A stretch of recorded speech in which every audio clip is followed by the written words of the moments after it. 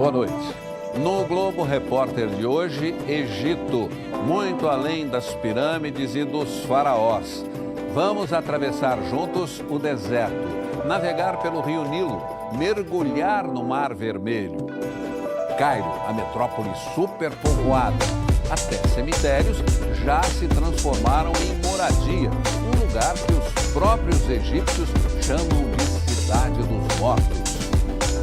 Você sabia que as pirâmides não foram construídas pelos escravos? Nossos repórteres entram na área onde só os arqueólogos têm acesso e revelam uma vila que passou séculos coberta de areia. Como vivia um povo de 4.000 anos atrás? As mulheres que conhecem o segredo de um dos mais saborosos pães do mundo. E os superhotéis fantasmas, um resort de luxo com 1.000 apartamentos vazios. O programa desta noite é uma coprodução com a EPTV, afiliada da Rede Globo.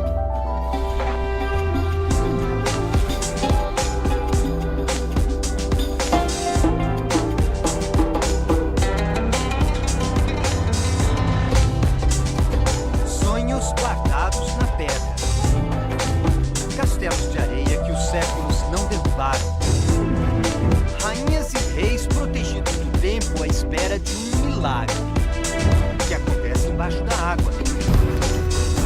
O Mar Vermelho, bíblico, é uma floresta tropical submersa rodeada de desertos. Praias vazias, hotéis fantasmas, cidades escondidas e a aventura de redescobri-las. Posso entrar? Uau! Até hoje, andar pelo Egito é explorar o desconhecido. Para nós brasileiros é ver algo distante e ao mesmo tempo familiar dos livros da escola. E mistérios. Por que moldar um rosto de homem num corpo de leão? Para que construir montanhas geométricas com ângulos que descem do céu como as linhas do sol? Máquinas. As pirâmides são máquinas feitas para superar a morte e conservar o corpo. Acabaram conservando a história.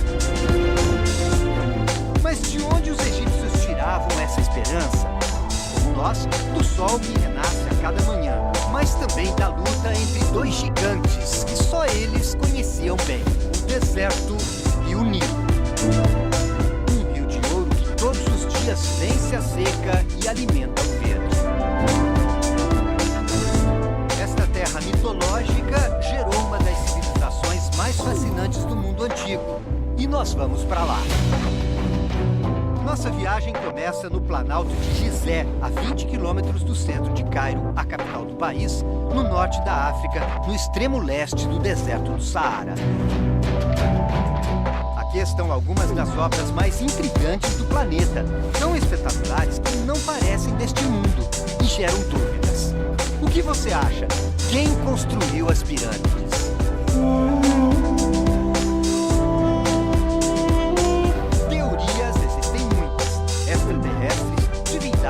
Seres superiores, mistura de homens e bichos. Para a ciência, as pirâmides foram feitas por milhares de pessoas em muitos anos de trabalho. Julian Sanches é argentino, mas trabalha com a primeira missão brasileira de arqueologia no Egito. O que é uma pirâmide? Uma pirâmide é uma tumba. Uma tumba que era destinada para o faraó. Quem construiu as pirâmides? Ao contrário que o imaginário faz pensar, não foram escravos. Não eram escravos? Não eram escravos. Eram pessoas que eram trazidas de diferentes partes do Egito para trabalhar em construção para o Estado. Os egípcios acreditavam na vida depois da morte. A tumba e a pirâmide serviam de refúgio para a múmia e de endereço para o espírito voltar e reencontrar o dono. Era um ponto de encontro do mundo dos vivos e o mundo dos mortos. E a salvação de todo mundo dentro da sociedade egípcia se consegue somente por meio do faraó. O local de construção das pirâmides se tornava solo sagrado. Não era todo mundo que podia entrar, não. Por isso, eles construíram aqui perto uma outra cidade, separada deste imenso é um dos lugares mais visitados do mundo. Um muro de até 5 metros de altura separa os dois sítios arqueológicos. No começo do dia, os trabalhadores passavam por este portal e construíram maravilhas. Há 4.500 anos, quem passa por aqui se surpreende com as 3 grandes pirâmides: Quéops, Khafre e Miquerinos. Depois de construídas, elas sempre estiveram à vista. Mas quase tudo abaixo delas ficou séculos coberto de areia. Templos, câmaras, cemitérios. A esfinge era soterrada até o pescoço, como se vê nesta foto de 1850. Acredita-se que o rosto na cabeça da esfinge é do próprio faraó, Khafre. A imagem dele sobre um corpo de leão estabelecia o guardião perfeito do túmulo. Vigilância de rei com força de fera. 73 metros de comprimento por mais de 20 de altura. Pena que a maior estátua do mundo feita de uma rocha só pouco adiantou. As múmias, tanto a dele quanto a dos vizinhos, Quéops e Miquerinos, foram vítimas de saqueadores, roubadas há milhares de anos. Mas a pirâmide ainda tem um tesouro. Você já reparou? Por que a ponta de Khafre é diferente das outras? É que ela é a única das 3 que ainda mantém o acabamento original, com uma camada mais lisa. Um dia, toda ela foi coberta assim. As 3 pirâmides eram desse jeito, que isso foi se perdendo por movimentos sísmicos e posteriormente usadas para material de construção. Roubadas. Exatamente. Deixamos este cenário grandioso e seguimos em direção à maior cidade da África. Para quem viaja para o Egito, o Cairo poderia ser um lugar de descanso. Não é. Tem 9 milhões de habitantes, trânsito caótico e buzinadores reincidentes. Foi fundada tarde, quer dizer, só há 1000 anos, pelos árabes. A vida acontece nas ruas. O luxo, o tempo dourado dos faraós, a mágica do gênio e a arte genial. A calçada é vitrine, produção. O menino Sir trabalha numa padaria, tira os pães queimando. E eles queimam. Uau! Nossa, que quente que é! Uau! Nossa, é muito quente! A mãozinha dele tá quentinha. Uau, é muito quente. Não sei como ele aguenta. Uau! Tadinho do menininho, cara. O menino precisa ser rápido. O rosto mostra o cansaço. Nenhum dos outros, que são mais velhos, quer fazer o que ele faz. Daqui a alguns anos, se tiver sorte, ele pode ser promovido e passar para entregador. Seria bom que fosse um tapete mágico, mas é de bicicleta. Nesta outra profissão, a vida depende do equilíbrio. Samir pedala 10 horas para fazer 70 entregas por dia. As distâncias são cada vez maiores, porque a cidade não para de crescer. As muralhas sustentam um orgulho oriental, mas não conseguiram conter a explosão demográfica. Nos últimos 50 anos, a população mais que triplicou. A região metropolitana já passa dos 20 milhões. Esse é um lugar diferente de todos os outros do mundo. Isso é um cemitério e muito antigo. Algumas tumbas têm 1.400 anos. Mas há pouco tempo, os moradores de Cairo invadiram a área e passaram a viver aqui. De forma que hoje, algumas famílias moram em cima ou ao lado da sepultura dos avós. Um terreno triste, de capricho desmanchado pelo tempo. Nosso guia não queria entrar, mas concordou em passar de carro. Os moradores do Cairo chamam o lugar de a Cidade dos Mortos. Ao contrário do resto, aqui sobra espaço. Ruas e calçadas vazias, pátios abandonados. Por ser um cemitério islâmico, os túmulos não têm cruzes, mas estes são jazigos. As famílias mais ricas construíam templos enormes em homenagem aos mortos. Também foram invadidos. Às vezes aparecem barracas que vendem comida Ninguém sabe quantas pessoas moram aqui. As contas vão de 10 a 100 mil. A maioria veio por não ter como pagar aluguel. Ahmed, que fala um pouco de espanhol, conta que os egípcios evitam a cidade dos mortos. Aqui é perigoso? Sí, señor. Porque Diz que tem criminosos. Por ironia, o sossego faz daqui a comunidade mais calma do Cairo. E só quem anda pelas ruas conhece a maior metrópole do mundo árabe. Uma das recompensas é descobrir restaurantes como este. Bonito, tradicional e barato. Cheio de mimos. Sopa de lentilha com cenoura. Falafel, que é um bolinho de grão de bico. 3 tipos de patês. Baba ganoush. Cebola é uma delícia. Vários sabores você tem hortelã, grão de bico, muita coisa, berinjela. Muito bom. E para completar, kafta. Tudo isso custou R$20. Hoje a culinária é árabe e farta. Mas e nos tempos dos faraós? Os alimentos eram usados como moeda. Os construtores das grandes pirâmides eram pagos em grãos, cerveja e pão. Além do trabalhador receber a sua cota em trigo e em cevada, ele recebia um salário básico, eram 10 pães e 1/3 de um jarro de cerveja. Vamos para a periferia, quase zona rural de Luxor. Mohamed Farouk vem de uma família de agricultores e nos leva para conhecer os costumes que não aparecem nos roteiros turísticos. Na verdade, é um mundo à parte e fascinante. Quem já viu um curral de filhotes de camelo? Encontramos o Omar. São 5 filhotes. Os bichinhos dele têm menos de 5 anos e mais de 5 metros. O Omar está explicando aqui para mim que essa árvore aqui serve exatamente para cuidar de camelo, porque os camelos adoram as folhas e aí vai fazendo como se fosse uma sombrinha, um guarda-chuva para eles embaixo. Olha só, ele adora, hein? É um negócio milenar criar camelos, mas uma tradição ainda mais antiga nós encontramos na casa do vizinho. Fala ali, como... A família dele faz pão. Quer dizer, as mulheres fazem, né?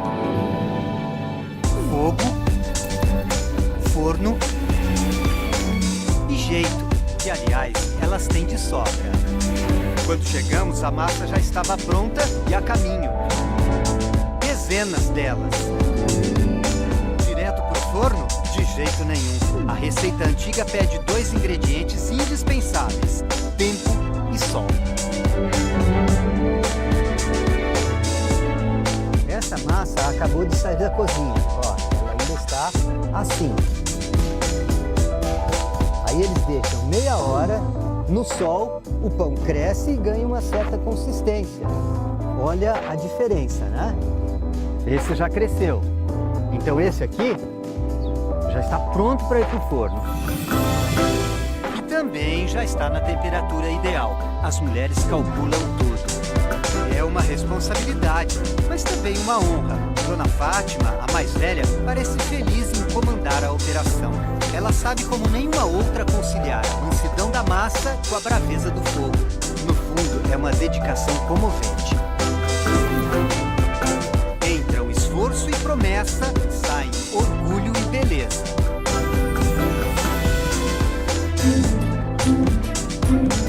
É comida que não acaba mais. Esse pão aqui a família inteira come. Essa fornada eles fizeram para nós mesmos. Então, palmas para Dona Fátima.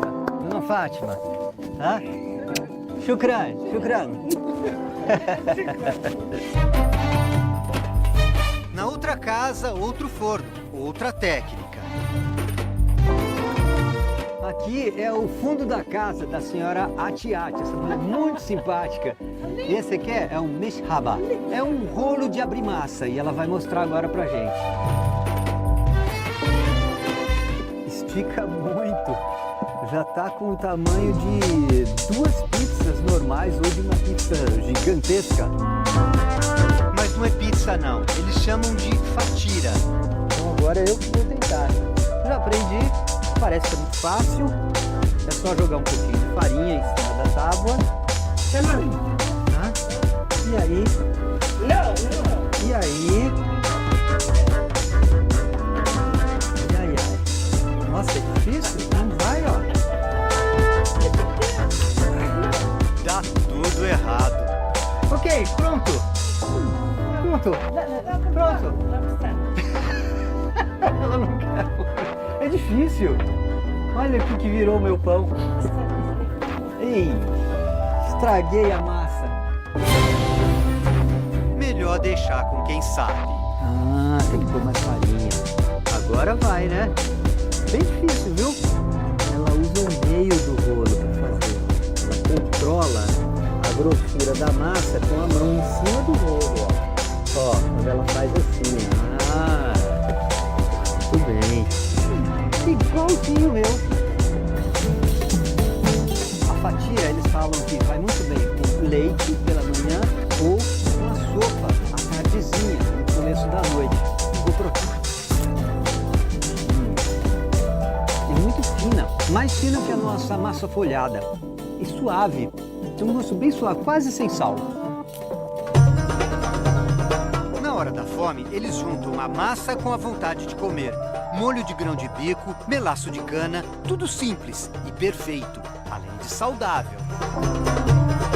Geralmente as fornadas dão para uma semana. Dessa vez elas não devem chegar a tanto. Os convidados aproveitaram como se não comessem há séculos. E olha que o pão, pelo menos por aqui, não mudou tanto.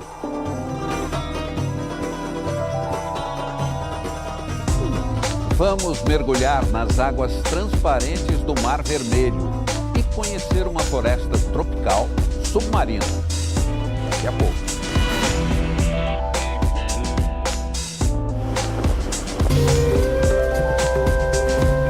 A história do Egito é escrita por uma única linha de água. A travessia heróica do Nilo pelo deserto ensinou os egípcios a sonhar. Para eles, a porta do paraíso ficava bem ali, na outra margem do rio. O Templo de Luxor. Para mostrar que o céu é mais forte que a terra, os antigos suspenderam o granito no ar. Quando os europeus descobriram, ficaram encantados. Tanto é que levaram embora muito do que viram. Até o que é difícil de acreditar. Repare no obelisco. Eram dois. O outro, que ficava à direita da entrada, foi levado para a França. Isso mesmo, está na Praça da Concórdia, em Paris. Virou cartão postal num dos pontos mais movimentados da Europa. Por sorte, nem tudo mudou de lugar.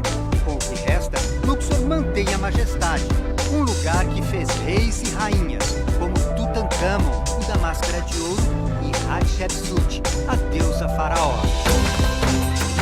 Nestas terras, qualquer duna pode ser a residência de um tesouro perdido. E o endereço de um deles é brasileiro. Estas imagens foram feitas em março de 2017. O professor José Roberto Pellini, da Universidade Federal de Minas Gerais, comanda a primeira expedição brasileira de arqueologia no Egito. A tumba é uma tumba que nunca foi trabalhada, é uma tumba inédita, ela nunca foi escavada, inclusive, e a gente agora está trabalhando, a partir do ano que vem, na escavação da Câmara Funerária. Ela tem revelado coisas bastante interessantes e material bastante preservado. Julian estava lá no dia da abertura. Agora voltamos com o argentino de Minas Gerais para o local, que dessa vez está fechado, vazio. Como Julian é arqueólogo, ele nos ajudou com a autorização para ir até a entrada da tumba brasileira. E a gente sabe quem foi enterrado aqui? Quem era o dono? O proprietário se chamava Amenemhat. Amenemhat. Era um chefe de celeiro. Ele trabalhava na administração de um templo do faraó. Estas são imagens feitas pelos pesquisadores dentro da tumba. É aqui que eles pesquisam como era a vida há 3.400 anos. E já fazem descobertas. Fragmentos de cerâmica, pinturas e de figuras. Um rosto, uma perna, enigmas. O desafio é decifrar e interpretar o significado de cada um. Os arqueólogos se surpreenderam com a qualidade dos desenhos nas paredes. Coloridos, expressivos, ricos. É como se o Brasil pusesse o pé no mundo antigo. Uma história de futuro.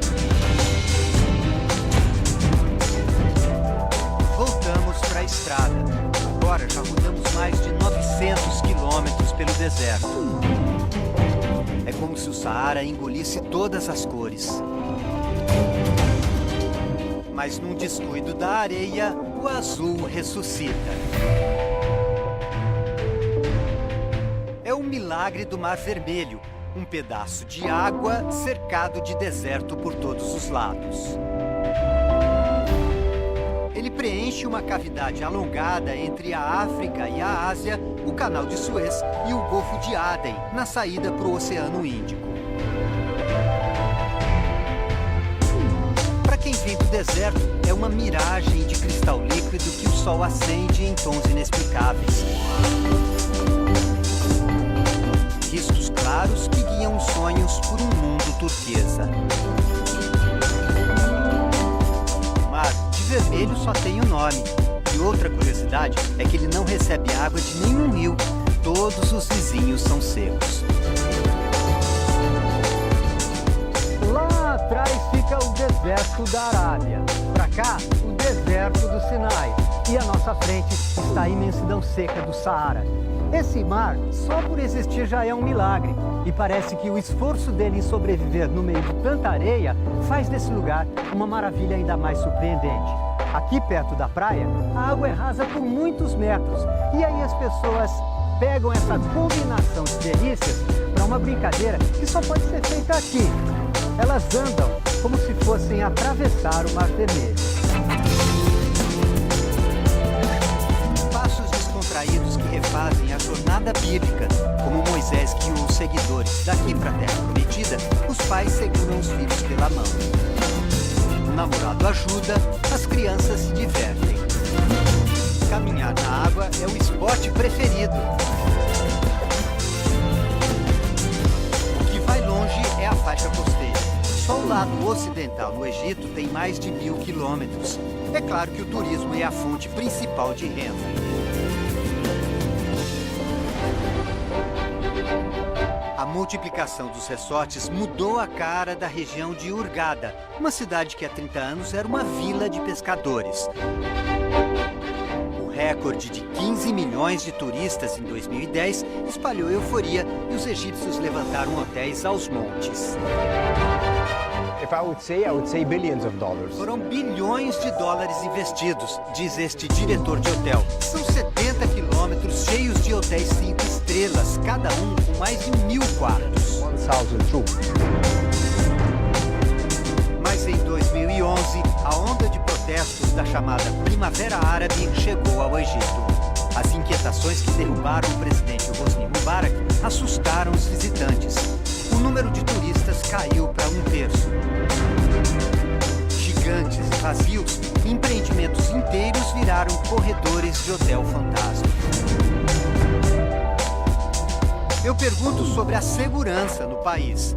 So Egypt is a safe place. O Egito é um lugar seguro. Se você anda na linha, respeita as leis, as regras e os costumes. Rules and regulations. O francês Jean-Luc também se sente seguro por aqui. Tanto que em 2007 veio mergulhar em Hurghada e nunca mais saiu. Eu dei a volta ao mundo e foi aqui que eu decidi jogar as minhas malas no chão e ficar. No caso dele, ficar significa sair todo dia pro mergulho. Jean-Luc comprou um barco, montou uma equipe e foi viver de brisa, do vento que sopra no convés. Decidimos visitar a casa dele, não o barco, esta outra, bem maior.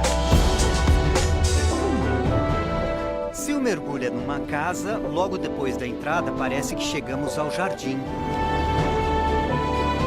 Mas é muito mais que isso. Estamos numa imensa colônia de corais, uma floresta tropical embaixo d'água. Cores e formas, roxo, amarelo, lilás, difícil decidir para qual olhar. parte viva dos corais, chamada de pólipo, libera uma secreção de cálcio que a endurece e forma a base dos recifes. O esqueleto das colônias são os arquitetos silenciosos do mar. Constroem plataformas, torres, pontes e castelos. Complexos e delicados, uma renda de 5 metros de largura. O peixe-papagaio não reclama de osso duro. Dá para ouvir as mordidas. O borboleta tem melhores maneiras à mesa, mas a fome é a mesma. E o maior benefício nem barulho faz. Muitos corais se associam a algas que fazem fotossíntese. Assim, a colônia produz boa parte do próprio alimento. Outros estendem os tentáculos para captar pequenos organismos da água. Neste restaurante em suspensão, é só abrir que a comida cai na boca. Um círculo virtuoso, autossustentável, especializado em transformar energia em graça. Voltamos para a superfície e mudamos de lugar. Vamos até um outro afloramento de corais. Jean-Luc chama a equipe toda. Desenha o nosso trajeto e explica que desta vez o mergulho oferece aventura, mas exige cuidados. E diz que o dia está perfeito para isso.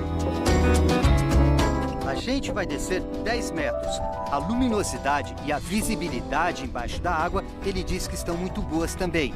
A gente só vai ter um momento de cuidado e dificuldade. É uma passagem estreita que a gente tem corrente contra. Então nós vamos ter que nadar contra ela e não podemos gastar muito ar, né? Porque o mergulho pode ser longo. Só que o que vimos superou as expectativas. Estamos diante de tudo que faz do Mar Vermelho um dos melhores pontos de mergulho do mundo. Corais gigantescos e cardumes deste tamanho. É um espetáculo que os olhos veem, mas a gente demora para acreditar. Comunidades inteiras de peixes pequenos. Centenas e milhares deles conectados por um único e enigmático senso de percepção. Eles reagem em grupo. Uma coreografia que o ensaio de milhões de anos levou à perfeição. Já viu chuva embaixo d'água, com rajada de vento? Depois do cardume, a bonança. A tartaruga passa num voo tranquilo, sem turbulência. Céu limpo também para a lesma marinha. O nome dela é sugestivo. Dançarina espanhol.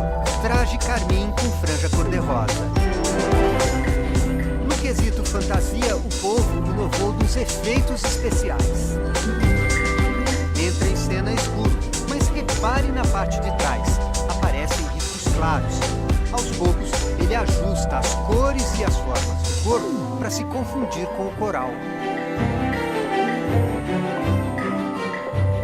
Camuflagem é importante, porque a moreia está atenta. E pior, saiu da toca, desfilando o corpo pintado de 1,5 metros. Com mandíbulas poderosas, dentes afiados e fama de brava, ela não tem muitos admiradores. Mas olhando de perto, até que é bonita. Bonitinha? Aparências às vezes enganam. O peixe-leão veste roupa caprichosa, mas esconde ferrões venenosos. É o rei da selva? Difícil saber, mas com certeza nós encontramos a floresta dos leões. Um reino encantado, numa bela colina de calcário. Daqui a pouco, vamos atravessar o deserto, navegar pelo rio Nilo e alcançar o vale que esconde a misteriosa cidade de pedra.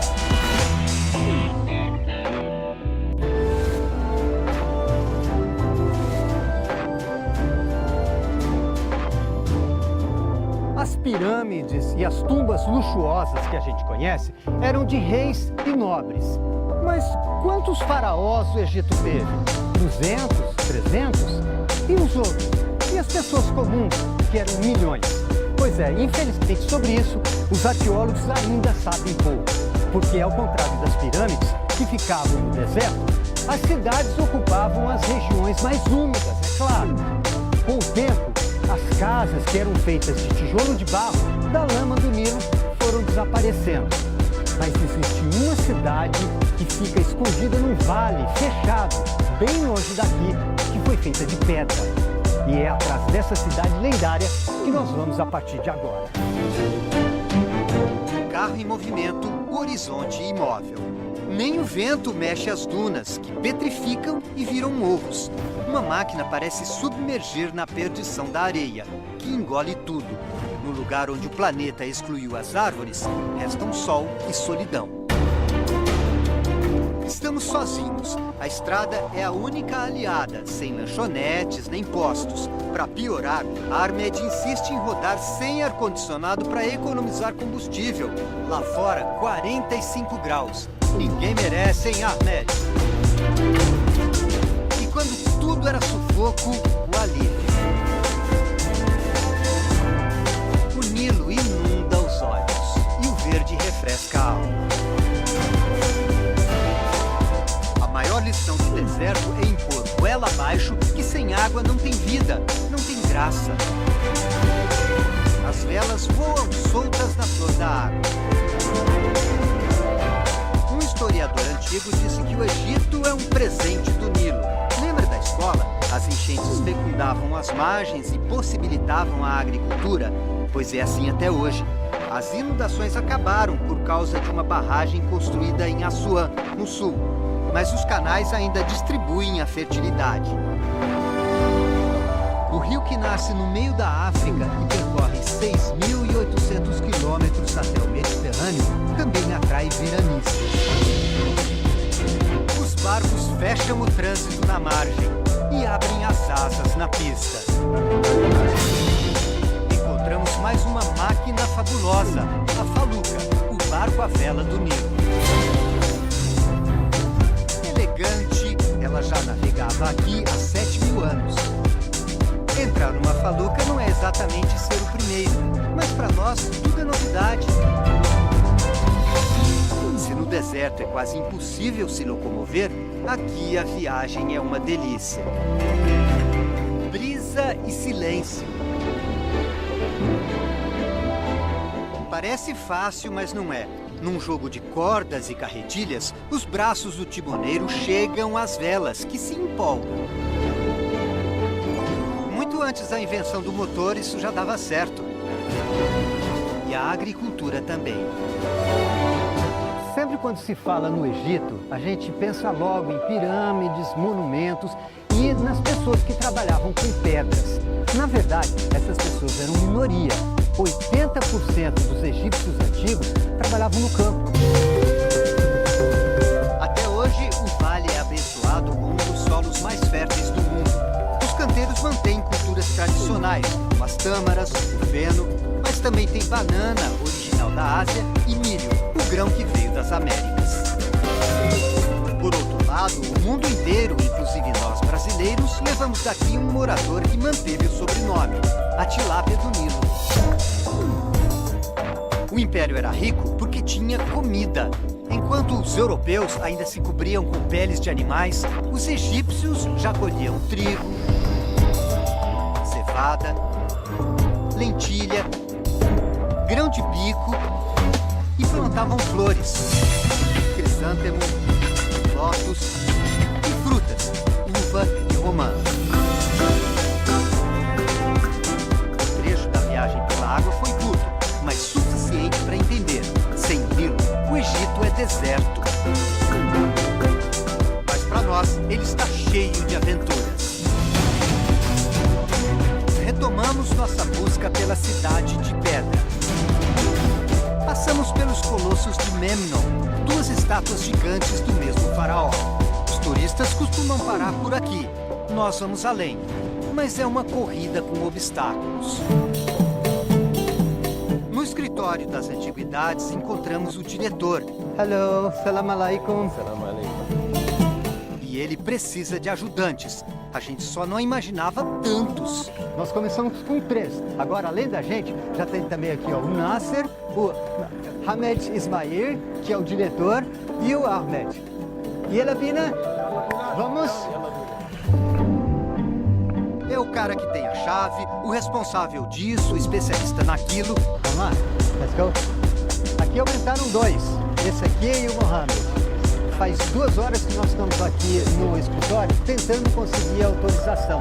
Inclusive lá não pode filmar, mas acho que agora conseguimos, vamos ver. Quando chegamos, a van já é lotação. 1, 2, 3, 7, fora o motorista.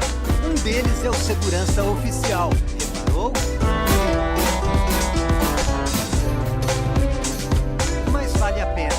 Estamos no Vale Escondido, na cidade de Deir el Medina, onde viviam os artesãos do Egito Antigo. Segredos de um povo que viveu há 3.400 anos. O que revelam as paredes da cidade dos artesãos? Veja a seguir. Voltamos 3.400 anos no tempo. Muros, ruas, pedaços de cerâmica que os cientistas ainda estão estudando. E até a cavidade do reservatório de água. Tudo o que um vilarejo de verdade tinha. Níveis de pirâmides, capelas para pedir e agradecer. Mas como eram as casas? Os estudos indicam que assim, de 2 andares, 4 cômodos cada, onde as crianças brincavam, os pais teciam, cozinhavam, como a maquete mostra. Os homens pintavam e esculpiam as tumbas dos reis que ficavam a quilômetros dali. Às vezes faziam isso para eles mesmos. Retalhos de parede mostram um pouco desta beleza. Era um vilarejo próspero e agitado, mas foi abandonado, esquecido e coberto de areia por quase 3.000 anos. Só voltou à luz há pouco tempo. E nós vamos ver de perto. A gente tem que agradecer muito ao Mohamed, que ele conseguiu autorização para a gente entrar aqui. Então nós vamos com muito cuidado e eu vou levar uma câmera para ver o que a gente filma. Estamos agora no espaço interno do vilarejo, onde só entram pesquisadores. Descemos a rua principal, onde durante 500 anos passaram pessoas comuns, pedreiros, mulheres, meninos. Eu não acredito que eu pensei no filho. Paramos numa casa que ainda não foi escavada. Procuramos a cozinha. O fogão ficava aqui embaixo. Lenha e palha. Isso é história da mais antiga do mundo. Impressionante. Nos fundos, mais revelações. Uma rampa. E descemos ao cômodo onde eles descansavam durante as horas mais quentes do dia. Uma caverna. Um porão da antiguidade. Hoje pode parecer primitivo, mas este porão antigo resolve de forma simples o problema do calor num lugar sem árvores. A temperatura é de 20 graus, 30 a menos que lá em cima. Eu pergunto qual a diferença entre esta cidade e uma tumba de faraó. Na tumba, diz ele, está o que os ricos esperavam da vida após a morte. Em Deir el Medina, você encontra a vida como ela era, da relação entre os vizinhos. Um lugar tão importante que os reis queriam manter em segredo, escondido no vale. O tempo inverteu o truque. Nenhum outro sítio forneceu tanta informação sobre o cotidiano dos artesãos como Deir el Medina. E no nosso site tem mais. Você vai saber como era feita a cerveja dos egípcios, uma receita de 5.000 anos. Fique agora com Máquina Mortífera, a série. Bom fim de semana e até a próxima sexta.